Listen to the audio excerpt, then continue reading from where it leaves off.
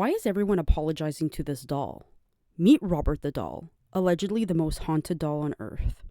Rumor says, if you mock him or forget to say sorry after seeing him, bad things happen.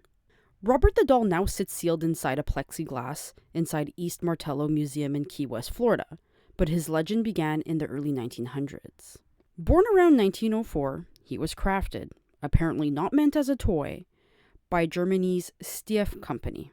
Gifted to a 4-year-old Eugene Robert Otto, nicknamed Gene, by either his grandfather or possibly their maid, depending on who you ask. Dressed in Gene's old sailor suit, Robert and Gene became quickly inseparable. Gene would often blame weird occurrences on Robert. Now, was this just normal childhood behavior, or was something more sinister happening here? One night, Gene's parents woke up to the sound of furniture being toppled over. When they went to investigate, they found Gene in a corner and Robert was at the foot of his bed, propped up. The family often heard Gene carrying on conversations. Again, normal childhood behavior, playing with toys, playing make-believe, but sometimes they heard a deeper voice answer back. When they asked Eugene who he was speaking to, he said, "Robert, of course." There would be some other paranormal things going on in this home. They would find dolls with missing limbs.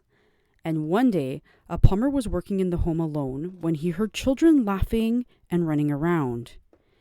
He went to investigate and found dolls thrown all over, but no one was there. Robert was kept on a windowsill at the home, and many neighbors would say that he would move on his own.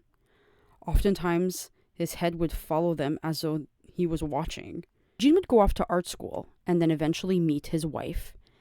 They would buy a home together, and he would pull out the trunk that he kept Robert in all these years. Instantly, they're best friends again. His wife doesn't like this, understandably. She locks him up in the attic. Eugene agreed and would go have his alone time with Robert, and then make sure to lock up Robert in the attic once he was done. They would still find Robert around the house. Gene died in 1974. His wife sold the house, and a new owner found Robert in the attic. She kept him, but would have her own paranormal experiences with him. One night, her daughter screamed he wanted to kill her, speaking about Robert. In 1994, she donated Robert to the museum, reporting that furniture moves on its own, she hears footsteps in empty rooms, and that he shifts his facial expressions. The museum has taped notes next to Robert that display, "Ask permission before taking photos." Visitors who don't may later claim misfortune, accidents, broken electronics, and even tragedies. Is that why people are saying sorry, Robert? Why the fascination with Robert? Robert taps into our primal creepy doll fear.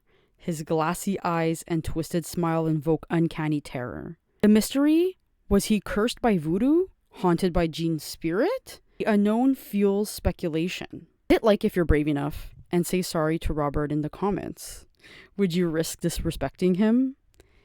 If you're into spooky and weird things, such as this, hit subscribe for more. Remember, some things should be kept buried, but I'll keep digging them up for you. See you in my next video. Goodbye.